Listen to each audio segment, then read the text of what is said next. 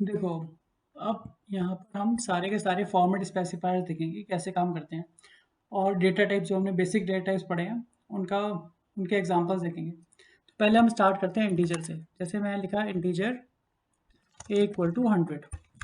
Basically ये क्या है, डेटा टाइप है इंट। कंपाइलर को क्या बता रहा है कि ये जो वेरिएबल है a, ये मेमोरी में यानी कि रैम में 4 बाइट का साइज लेगा और स्टोर क्या करेगा, 100 स्टोर कर लेगा। ठीक, यहाँ पर a क्या है, a इज अ वेरिएबल। जो a है ये basically a is variable name. Name बोल दो या फिर वेरिएबल बोल दो या आइडेंटिफायर बोल दो, वेरिएबल।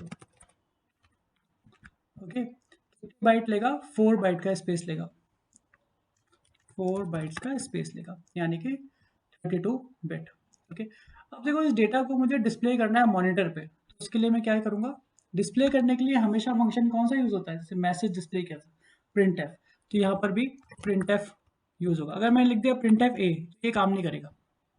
सिंपल लिख दिया ए, तो ये काम नहीं करेगा क्योंकि मुझे डेटा बताना पड़ेगा कि डेटा मुझे किस फॉर्म में डिस्प्ले करना है। तो किस फॉर्म में करना है वो कौन बताएगा, format specifier percentile D comma, यानी कि परसेंटाइल डी डेसिमल की फॉर्म में, यानी कि इंटीजर या बेस 10 की फॉर्म में मुझे ए का डेटा डिस्प्ले करना है। अब ए का डेटा क्या है, कैसे डिस्प्ले करना है, इंटीजर की फॉर्म में, तो सॉरी 100 है, ए का डेटा क्या है 100, और कैसे डिस्प्ले करना है, परसेंटाइल डी यानी कि डेसिमल बेस 10 की फॉर्म में। तो बेस 10 की फॉर्म में तो ऑलरेडी है, तो ऐसे एज इट इज ये डिस्प्ले हो जाएगा। तो एज इट इज डिस्प्ले हो गया। अगर मैं लिखता हूँ आई, आई तो क्या बोल रहा है, परसेंटाइल आई यानी कि इंटीजर, इंटीजर की फॉर्म में, तो ए क्या है ऑलरेडी इंटीजर है, तो अभी दोबारा से एज इट इज डिस्प्ले हो जाएगा। दोबारा से डिस्प्ले हो गया, तो आप परसेंटाइल डी भी यूज कर सकते हो और परसेंटाइल आई भी यूज कर सकते हो। तो format specifier percentile D stand for decimal, decimal यानी कि base 10, and percentile I stand for integer. ठीक है, तो दोनों के दोनों फॉर्मेट स्पेसिफायर इंटीजर डेटा को सपोर्ट करते हैं। ओके, आगे देखो, अगर बेसिकली कैसे काम करते हैं, और मैं लिखा A equal to percentile D comma A, ऐसे लिखा, तो क्या करेगा कि इसको पूरे को मैसेज की तरह ट्रीट करेगा कि मुझे मैसेज डिस्प्ले करना है, और जहां उसे फॉर्मेट स्पेसिफायर मिलेगा उसकी जगह ए की वैल्यू को रिप्लेस कर देगा, ए की वैल्यू को रिप्लेस कर देगा ऐसे, A equal to 100, A equal to, ये तो मैसेज की तरह ट्रीट हुआ, और परसेंटाइल डी इस फॉर्मेट स्पेसिफायर को किसने रिप्लेस कर दिया, कॉमा के बाद जो वेरिएबल है उसकी वैल्यू ने से रिप्लेस कर दिया। जैसे मैंने लिखा A B C D E F G H I, और यहाँ लगा दिया मैंने परसेंटाइल, लाइक दिस। तो परसेंटाइल डी को क्या मान लेगा, वो फॉर्मेट स्पेसिफायर मान लेगा, और ए की जो वैल्यू है उसको इससे रिप्लेस कर देगा। तो क्या आंसर आएगा, A B C 100 AD। Okay, like this. तो इस तरीके से ये डिस्प्ले होता है। अगर मैंने यहाँ पर भी, यहाँ पर अगर मैंने यहाँ पर भी मॉडुलस लगा दिया, यहाँ पर दो फॉर्मेट स्पेसिफायर्स हो गए, एक तो परसेंटाइल डी और परसेंटाइल आई, लेकिन वेरिएबल कितना है, एक, और होने कितने चाहिए, फिर दो होने चाहिए, लाइक दिस। तो पहला वेरिएबल की जो वैल्यू है वो पहले फॉर्मेट स्पेसिफायर से रिप्लेस होगी, दूसरे वेरिएबल की जो वैल्यू है वो दूसरे फॉर्मेट स्पेसिफायर से रिप्लेस होगी। तो आंसर क्या आएगा, A B C 100 E F G H 100, like this. तो मुझे लगता है कि आपको एकदम क्लियर हो गया होगा कि प्रिंटफ में हम रिजल्ट्स को कैसे डिस्प्ले करते हैं। बस आपको इतना पता होना चाहिए कि पहली वीडियो में हमने देखा था प्रिंटफ के जरिए हम मैसेज को कैसे डिस्प्ले करते हैं मॉनिटर पे, अब देख रहे हैं हम प्रिंटफ के जरिए हम वैल्यूज को कैसे डिस्प्ले करते हैं। तो प्रिंटफ क्या करता है, जो भी कॉमा के बाद वेरिएबल्स हैं उनकी वैल्यू को ऑर्डर्ड फॉर्मेट स्पेसिफायर से रिप्लेस कर देता है। ऑर्डर मतलब जैसे कि पहला फॉर्मेट स्पेसिफायर है तो पहले वेरिएबल की वैल्यू फॉर्मेट स्पेसिफायर से रिप्लेस हो जाएगी, दूसरा फॉर्मेट स्पेसिफायर है तो दूसरे वेरिएबल की वैल्यू इस वाले फॉर्मेट स्पेसिफायर से रिप्लेस हो जाएगी, लाइक दिस। इस तरीके से ये काम करता है। अब थोड़े से एक एग्जांपल और देखते हैं। जैसे मैंने लिखा है यहाँ पर परसेंटाइल डी कॉमा ए, तो आपको पता है कि यहाँ पर सिंपल सिंपल 100 डिस्प्ले हो जाएगा। ओके, लेकिन अगर मैं क्लियरिटी के लिए इस 100 को शिफ्ट करना चाहता हूँ, तो मैंने लिख दिया, मैंने जैसे 5 परसेंटाइल 5D। अब इसका मतलब क्या है? इसका मतलब ये है कि टोटल स्पेस जो लिए जाएंगे वो लिए जाएंगे 5, 1 2 3 4 5, और 100 कितने लेगा? 3। तो राइट हैंड साइड से 100 फिल होगा और पहले दो ब्लैंक स्पेस एम्प्टी रहेंगे। ये किस लिए कर रहा हूँ मैं? क्लियरिटी बढ़ाने के लिए। देखो जैसे कि अब इसका आउटपुट देखो, 100 कहाँ पर आ गया? शिफ्ट होके यहाँ पर आ गया। तो टोटल स्पेस कितने लिए गए? यहाँ से 5 स्पेस लिए गए टोटल, और दो पहले के ब्लैंक है, लास्ट के 3 में 100 फिल हो गया। यानी कि हमारी आउटपुट स्क्रीन के थोड़ा सा शिफ्ट होके आगे आ गया। क्लियरिटी के लिए मतलब हमने, और किसी तरीके से हम, अगर हमारी ऐसी रिक्वायरमेंट है कि भाई हमें यहाँ प्रिंट नहीं करना, अभी आगे प्रिंट करना है, तो we can use like this. जैसे अगर मैं इसको बढ़ा दूँ, मैंने लिख दिया 10, तो क्या करेगा? इसको और आगे ले जाएगा। यहाँ टोटल स्पेस कितने हैं? आप एक बात ध्यान रखना, ये एम्प्टी स्पेस 10 नहीं है। ये जो एम्प्टी स्पेस है ना आगे के, ये 10 नहीं है, टोटल स्पेस 10 है, इसमें से कि 3 फिल हो गए और 7 यहाँ पर रह गए। Okay, done. तो मुझे लगता है कि यहाँ तक आपको परसेंटाइल डी और परसेंटाइल आई का मतलब पता लग गया। यहाँ तक कि परसेंटाइल डी और परसेंटाइल आई का मतलब क्या होता है, प्रिंट एफ में हम कैसे रिजल्ट को डिस्प्ले करते हैं। अगर यहाँ पर मैं कोई कांस्टेंट यूज़ कर रहा हूँ परसेंटाइल और डी के बीच में, या परसेंटाइल और आई के बीच में, आई भी हो सकता है, आई के बीच में, तो उसका एग्जैक्टली मीनिंग क्या है? बेसिकली क्या करता है, टोटल स्पेस लेता है, जितना मैं कांस्टेंट स्पेसिफाई कर रहा हूँ उसके अंदर फिल करता है वैल्यू। कहाँ से फिल करना शुरू करता है? राइट हैंड साइड से। ओके, अब आगे बढ़ते हैं। अब हम देखते हैं परसेंटाइल एफ फ्लोटिंग टाइप के वेरिएबल्स, मतलब floating fractional term, fractional values को हम कैसे डिस्प्ले करते हैं। यहाँ पर मैंने लिखा float A equal to 4567.7876 like this. मैंने एक फ्लोटिंग नंबर ले लिया, अब मुझे इसको डिस्प्ले करना है, तो इसलिए क्या यूज होता है? Percentile F comma A like this. वो फ्लोटिंग रिजल्ट दिखा देगा यहाँ पर, ये फ्लोटिंग रिजल्ट दिखाती है। ये कंपाइलर ने अपने आप ऐड कर दिया, क्योंकि इसकी प्रिसीजन कहाँ तक है? 6 डिजिट तक है। कहाँ तक है? 6 डिजिट तक। ओके, अगर मुझे ये केवल फ्लोटिंग नंबर केवल 2 प्लेस तक चाहिए, तो मैं क्या लिखूंगा? 4.2, या आप यहाँ से डालो, चलो कोई बात नहीं, लिख लेते हैं यहाँ 4.2। अभी कहाँ तक दिखाएगा? केवल 2 डिजिट तक दिखाएगा, केवल 2 डिजिट तक। और यहाँ पर अर्थमेटिक, जैसे हम मैथ्स में करते हैं, तो राउंड ऑफ कर दिया, क्योंकि 78 क्या है? क्या 6 7 ग्रेटर देन 5, तो फिर 0.79 हो गया। लेकिन यहाँ पर अगर मैंने लिख दिया 5, क्या होगा? कुछ फर्क नहीं पड़ेगा। अगर मैंने लिख दिया 3, अभी कोई फर्क नहीं पड़ेगा। तो बेसिकली हम केवल फ्रैक्शनल टर्म्स को ही मैनिपुलेट कर सकते हैं, क्योंकि कंप्यूटर जानता है कि जो नॉन फ्रैक्शनल टर्म्स होते हैं वो इंपॉर्टेंट होते हैं, तो हम उसको मैनिपुलेट नहीं कर सकते। तो मैं यहाँ पर केवल 0.2 लिखता हूँ, ऐसे। कितना? 2 डेसिमल प्लेस तक वो रिप्रेजेंट करते हैं। अगर मैं लिख दिया 0.4, या 0.4 तो है 0.3, तो 3 डिजिट तक वो फ्रैक्शनल टर्म्स को लेगा। अगर मैं कुछ भी नहीं लिखता, तो कंपाइलर अपने आप उसकी एक्यूरेसी को दिखाएगा, 6 डिजिट तक ले लेगा। ओके, देखो अब अगर मैंने यहाँ पर लिखा परसेंटाइल ई, अभी क्या करेगा ई? ये भी फ्लोटिंग डेटा को ही रिप्रेजेंट करने के काम आता है, लेकिन ये क्या करता है? डेटा को एक्सपोनेंशियल में कन्वर्ट करता है, यानी कि 10 की पावर में। डेसिमल को यूनिट प्लेस पे ले आएगा। यूनिट प्लेस के मतलब 4 के बाद। डेसिमल को कहाँ लाएगा? 4 के बाद। और कितनी आगे गया? 1 2 3, 4.56, ये सब फ्रैक्शनल टर्म रहेंगे, इनटू ई की पावर प्लस 3। देखो, तो ई की पावर कितनी आ गई? 003। तो अगर मैं एक्सपोनेंशियल में डेटा को डिस्प्ले करना चाहता हूँ, यानी कि मेरे पास बहुत बड़े बड़े डेटा है, बहुत बड़ा डेटा है, तो वो मैं एक्सपोनेंशियल में उसको दिखाना चाहता हूँ, ई की पावर में दिखाना चाहता हूँ, तो मैं क्या यूज़ करूँगा? परसेंटाइल ई। तो परसेंटाइल एफ आपको पता लग गया, जैसे कि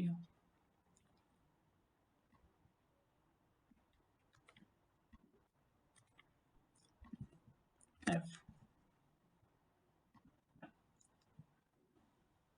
अब ये दोनों डेटा साथ में दिखा रहा है, तो इसको थोड़ी क्लियरिटी बढ़ाने के लिए मैं यहाँ पर यूज़ कर लूँगा /n। एस्केप सीक्वेंस बोलते हैं इसे स्लैश एन को। इसके अलग से ही लेक्चर में बनाऊंगा, बहुत सारे एस्केप सीक्वेंसेस हैं।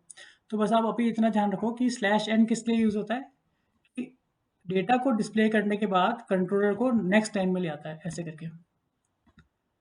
ये भी क्या होता है, आउटपुट को क्लियरली दिखाने के लिए।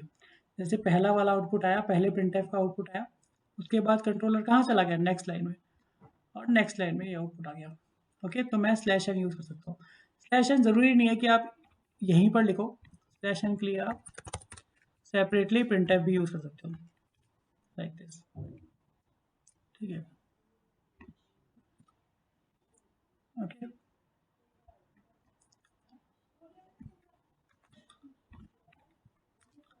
अब आता है जी। जी जी क्या करता है, ये भी हमारी एक्यूरेसी को ग्राउंड कर देता है। देखो, इन्हें अपने आप क्या कर दिया, 4567.79 0.79 कर दिया, एक्यूरेसी को, फ्रैक्शनल टर्म को ग्राउंड कर दिया।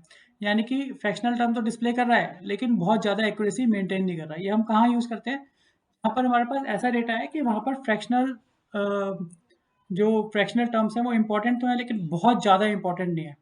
ठीक है, जैसे कि आप बहुत बड़े बड़े सैंपल स्पेस से डील कर रहे हो, तो वहाँ पर आपको फ्रैक्शनल टर्म्स तक डेटा मेंटेन तो करना है लेकिन बहुत ज़्यादा फ्रैक्शनल टर्म की एक्यूरेसी की ज़रूरत नहीं है, तो आप परसेंटाइल जी यूज़ कर सकते हो। लेकिन अगर आप साइंटिफिक डेटा पे काम कर रहे हो तो परसेंटाइल एफ यूज़ करोगे, क्योंकि हमें फ्लोटिंग टर्म एक्यूरेटली मेंटेन करना है। लेकिन अगर आपको बहुत ज़्यादा एक्यूरेसी चाहिए तो क्या यूज़ करोगे, डबल। तो बेस अभी आप केवल ये देखो कि यहाँ पर आपको इन तीनों के मतलब पता लग जाने चाहिए। Percentile F, percentile E and percentile G data को कैसे डिस्प्ले करने के लिए ये फॉर्मेट स्पेसिफायर यूज होते हैं। तो तीनों के तीनों फॉर्मेट स्पेसिफायर कौन से टाइप के डेटा के लिए होते हैं, फ्रैक्शनल डेटा के लिए, यानी कि फ्लोटिंग टाइप डेटा के लिए। ओके, उनको डिस्प्ले करने के लिए। और percentile D and percentile I integer type के डेटा के लिए। ठीक है, डन। अब देखते हैं अगर आपका डेटा जो है वो डबल है, डबल। ओके, तो दोनों में क्या डिफरेंस आएगा, तो यहाँ पे लिखता हूँ मैं प्रिंट एफ। डबल के लिए क्या यूज होता है, परसेंटाइल एल एफ ए। अगर मैंने इसकी एक्यूरेसी, पहले हम फ्लोट देखते हैं, फ्लोट, फिर मैं आपको पता लगेगा कि दोनों में डिफरेंस क्या है। जैसे मैंने यहाँ पर इसकी एक्यूरेसी 6 टर्म्स तक ले ली, 676 लाइक दिस। अब देखो आंसर क्या आ रहा है, आंसर दिखा रहा है 786, उसके बाद 621, यानी कि इसने एक्यूरेसी को इतनी ज़्यादा मेंटेन नहीं किया। 786 तक तो ठीक चला, उसके बाद 621 कर दिया 776 का। अब मैं यहाँ से कर देता हूँ चेंज, डबल में लगा देता हूँ एल एफ। अब क्या आंसर आ रहा है, 786776। अब आपको देखो पता लग गया होगा कि ये पूरी 6 डिजिट तक की एक्यूरेसी मेंटेन कर रहा है। डबल और फ्लोट में क्या डिफरेंस है कि डबल हमारी जो फ्लोटिंग पॉइंट नंबर्स की एक्यूरेसी को हाईली मेंटेन करता है, लेकिन फ्लोट इतनी ज़्यादा मेंटेन नहीं करता। और डबल के लिए कौन सा फॉर्मेट स्पेसिफायर यूज होता है, एल एफ, और फ्लोट के लिए सिंपल एफ। तो अब आपको ये सारे फॉर्मेट स्पेसिफायर क्लियर हो गए होंगे। एक तो परसेंटाइल डी, परसेंटाइल आई, फिर percentile F, percentile E, percentile G and percentile L F. और सेकेंडली ये क्लियर हो गया होगा कि डबल और फ्लोट में डिफरेंस क्या है। डबल हाईली एक्यूरेसी मेंटेन करता है और फ्लोट कम एक्यूरेसी मेंटेन करता है, जैसे हमने इस एग्जांपल में देखा। अब हम देखते हैं परसेंटाइल ओ। देखो ओ क्या करता है, बेसिकली डेटा को ऑक्टल की फॉर्म में रिप्रेजेंट करता है। जैसे मैंने लिखा I N T A equal to 20। अब ए क्या है, ए के अंदर क्या डेटा स्टोर है, इंटीजर टाइप का डेटा स्टोर है, यानी कि डेसिमल यानी कि बेस 10 टाइप का डेटा स्टोर है। तो अगर मैं लिखता हूँ print F percentile D A, basically as it is ये प्रिंट हो जाएगा, यानी कि 20 प्रिंट कर देगा। अब मैंने यहाँ पर लिख दिया, ये तो हो गया तुम्हारा integer, integer data equal to, अगर मैं यहाँ पर ऑक्टल डेटा इक्वल टू, मैंने लिखा परसेंटाइल ओ, यहाँ पे कर दिया ए। पहले वाला जो ए है वेरिएबल, उसकी वैल्यू कहाँ, कौन रिप्लेस करेगा, परसेंटाइल डी। दूसरे वाले की परसेंटाइल ओ, बेसिकली परसेंटाइल ओ डेटा को कैसे रिप्रेजेंट करता है? ऑक्टल की फॉर्म में, यानी कि यहाँ पर जो इंटीजर है 20, उसको कैसे रिप्रेजेंट करेगा? ऑक्टल की फॉर्म में। अभी तो ये डेसिमल में है 20, तो किस में कन्वर्ट कर देगा? ऑक्टल में। लोग ऑक्टल में कितना हो गया? 24। अब आप कन्वर्ट करके देख लेना कि 20 का ऑक्टल क्या होता है। बेसिकली 24 होता है। तो डेटा को कैसे कन्वर्ट कर दिया? ऑक्टल में कन्वर्ट कर दिया। ठीक है, तो परसेंटाइल ओ का मतलब क्या होता है? Represent the data in a octal form. Okay, अब हम देखते हैं परसेंटाइल एक्स। देखो मैंने यहाँ पर लिया 10 और यहाँ मैंने लिख दिया एक्स। एक्स डेटा को कैसे रिप्रेजेंट करता है? इसका वेरिएबल नेम चेंज कर देता हूँ, एक्स ले लेता हूँ। नहीं एक्स नहीं, बी ले लेता हूँ, बी, बी लाइक दिस। देखो अब परसेंटाइल एक्स किस फॉर्म में डिस्प्ले करता है डेटा को? हेक्साडेसिमल के फॉर्म में डिस्प्ले करता है, यानी कि बेस 16 में। और percentile D that you all know decimal के फॉर्म में, बेस 10 के फॉर्म में। तो बी क्या है? इंटीजर है, यानी कि पहले से ही बेस 10 है। तो परसेंटाइल डी उसे कैसे डिस्प्ले करेगा? एज इट इज डिस्प्ले कर देगा। लेकिन परसेंटाइल एक्स 10 को किस में कन्वर्ट कर देगा? हेक्साडेसिमल में, यानी कि 10 को हेक्साडेसिमल में कैसे लिखते हैं? ए, अल्फाबेट ए के फॉर्म में। यहाँ पर क्या आ गया? डेटा इक्वल टू ए, और इंटीजर डेटा कितना आ गया? 10 आ गया। तो आपको ये पता लग गया होगा कि परसेंटाइल एक्स किस लिए होता है? डेटा को हेक्साडेसिमल में रिप्रेजेंट करने के लिए। परसेंटाइल ओ किस लिए होता है? डेटा को ऑक्टल में रिप्रेजेंट करने के लिए। ओके, तो ये भी फॉर्मेट स्पेसिफायर क्लियर हो गया होगा कि परसेंटाइल ओ किस लिए होता है और परसेंटाइल एक्स किस लिए होता है। ठीक है, अब देखते हैं हम करेक्टर टाइप का डेटा। तो character C H equal to, जैसे मैं लिख दिया ए, तो ये क्योंकि मैंने सिंगल कोड में रिप्रेजेंट किया है, तो ये क्या है? करेक्टर कांस्टेंट है। करेक्टर कांस्टेंट को प्रिंट करने के लिए मैं क्या फॉर्मेट स्पेसिफायर यूज करता हूँ? परसेंटाइल सी। मैंने लिखा सी एच, यहाँ पर क्या प्रिंट हो जाएगा? ए प्रिंट हो जाएगा, ए। यहाँ लिख दिया मैंने 9, तो 9 को भी कैसे ट्रीट करेगा? करेक्टर की तरह ट्रीट करेगा, प्रिंट हो जाएगा 9। करेक्टर कॉन्स्टेंट्स पे ना मैं एक छोटा सा लेक्चर बनाऊंगा अलग से, क्योंकि इसमें एस्काई कोड का भी एक थोड़ा सा कंसेप्ट है। ठीक है, तो फिलहाल तो आप इतना ही देख लो कि करेक्टर कांस्टेंट होते क्या है। मतलब सारे अल्फ़ाबेट, सारे डिजिट्स, सारे स्पेशल कैरेक्टर्स अगर हम सिंगल कोड में रिप्रेजेंट करते हैं तो वो करेक्टर कांस्टेंट माने जाते हैं, लाइक दिस। ओके,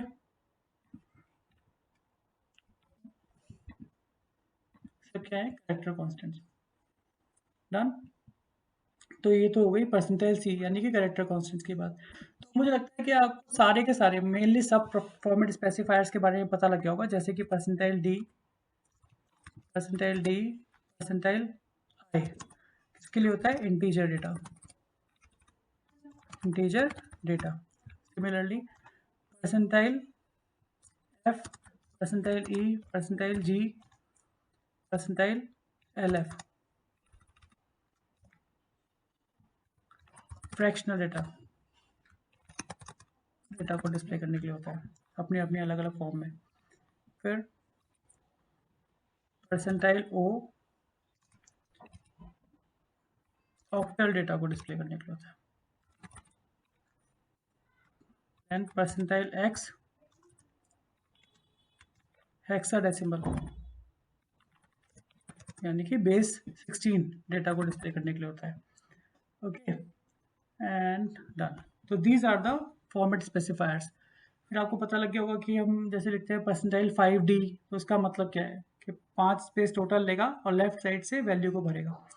अब ऐसे ही अगर हमें फ्रैक्शनल पार्ट को रिस्ट्रिक्ट करना है, यानी कि मुझे 2 डेसिमल प्लेस तक ही डेटा चाहिए, तो मैं कैसे लिखूंगा? परसेंटाइल 0.2f, यानी कि पॉइंट के बाद केवल 2 डिजिट तक डिस्प्ले होगा। तो मुझे लगता है यार कि इस लेक्चर के बाद आपको फॉर्मेट स्पेसिफायर्स का पता लग गया होगा कि डेटा को हम फॉर्मेट स्पेसिफायर यूज़ करके किस फॉर्म में डिस्प्ले कर सकते हैं। कैसे भी हम डेटा को डिस्प्ले करना चाहते हैं तो उसके अकॉर्डिंगली हम फॉर्मेट स्पेसिफायर यूज़ कर सकते हैं। ओके, चलो इसमें एक छोटा सा कंसेप्ट और देखते हैं। ये क्वेश्चन फॉर्मेट स्पेसिफायर्स पे बेस्ड है और बहुत सारे टेक्निकल इंटरव्यूज में पूछा भी गया है। जैसे टेक्निकल राउंड का रिटर्न पेपर आते हैं उसमें भी पूछा गया है। जैसे मैंने लिखा INT ए, या लिखता हूँ मैं printf percentile D 20 and printf percentile d 0 to 0 में क्या डिफरेंस है। देखो यार, अगर सिंपल लिखा है 20 तो ये डेसिमल डेटा ही है, डेसिमल यानी कि बेस 10 डेटा ही है, ठीक है। 20 यहाँ पर क्या है, बेस 10 यानी कि इंटीजर ही है। और परसेंटाइल डी यूज करा है, वो डेटा को कैसे डिस्प्ले करता है, इंटीजर की फॉर्म में डिस्प्ले करता है, ये एज इट इज डिस्प्ले कर देगा। लेकिन अगर मैंने सिफिक्स लगा दिया जीरो सिफिक्स लगाया है, तो ये डेटा किस फॉर्म में है, डेटा इज ऑक्टल, ये ऑक्टल की फॉर्म में। जैसे मैं लिखता हूँ 24 लिख देता हूँ, क्या है, ऑक्टल की फॉर्म में है। और मैं एक डिस्प्ले कैसे कर रहा हूँ, इंटीजर में, यानी कि ऑक्टल को इंटीजर में कन्वर्ट कर देगा, डेसिमल में कन्वर्ट कर देगा। जैसे कि यहाँ आ गया 24 का डेसिमल क्या था, 20, तो 24 क्या है, ऑक्टल में है इस टाइम। अगर मैं यहाँ से 0 हटा दूंगा तो दोबारा ये डेसिमल प्रिंट करेगा 24। लेकिन अगर मैंने यहाँ 0 लगा दिया तो इसे क्या मान लेगा, ऑक्टल नंबर मान लेगा। कैसे प्रिंट करेगा, डेसिमल की फॉर्म में प्रिंट करेगा, क्योंकि मैंने यहाँ पर परसेंटाइल डी यूज करा है या फिर परसेंटाइल आई, दोनों में से कुछ भी यूज कर सकते हो, ऐसे, ठीक है। तो 20 डिस्प्ले कर देगा। और अगर मैंने यहाँ पर यूज करा परसेंटाइल एक्स, एक्स बेसिकली क्या है, हेक्साडेसिमल है, तो आपने हम पढ़ चुके हैं।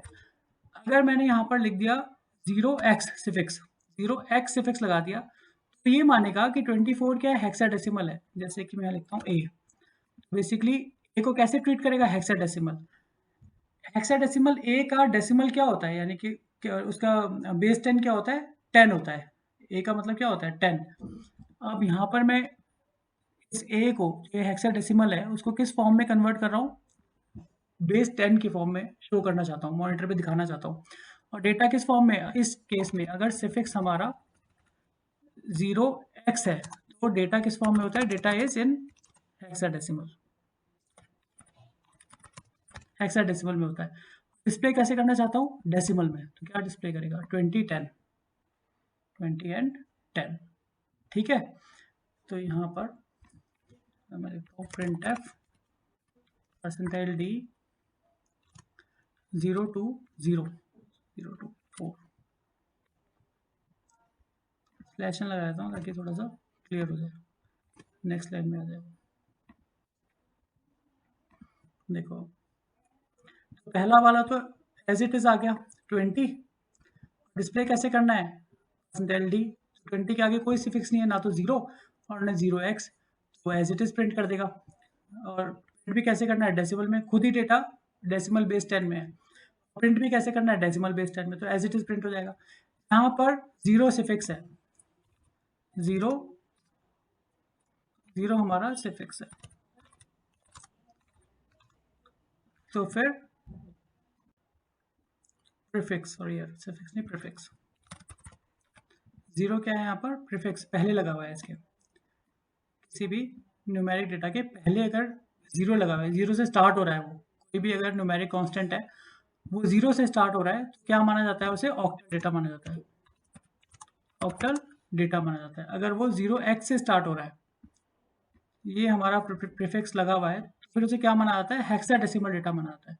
रिप्रेजेंट मुझे कैसे करना है, डेसिमल में, तो ऑक्टल को डेसिमल में कन्वर्ट कर देगा, यहाँ पर हेक्साडेसिमल को डेसिमल में कन्वर्ट कर देगा। ओके, ध्यान रखना यार, ये क्वेश्चन कई कंपनियों में टेक्निकल राउंड से पूछा गया है, ठीक है। यहाँ पे तो this is all about the format specifiers. और उसके साथ एक एडिशनल क्वेश्चन था ये, कि अगर 0 प्रीफिक्स है तो ऑक्टल डेटा माना जाता है, और 0x प्रीफिक्स है तो फिर हेक्साडेसिमल डेटा माना जाता है। जैसे कि यहाँ पर अगर मैं C ले लेता हूँ तो क्या आ जाएगा, 11 12 आ जाएगा। ओके, मुझे लगता है कि आपको इस लेक्चर के बाद फॉर्मेट स्पेसिफायर सारे क्लियर हो गए होंगे। कोई भी प्रॉब्लम है तो कमेंट सेक्शन में डालो, मैं आपको सॉल्यूशन प्रोवाइड करूंगा उसका, लेकिन ध्यान से पढ़ना है ये सारा। हम C99 हम बिल्कुल बेसिक से और डेप्थ में जाएंगे, केवल बेसिक पे नहीं घूमना हमें, बेसिक से पूरे डेप्थ में जाना है। कोई भी कंसेप्ट हल्का सा भी आपका लूज नहीं होना चाहिए, ठीक है। Okay then, thank you for today.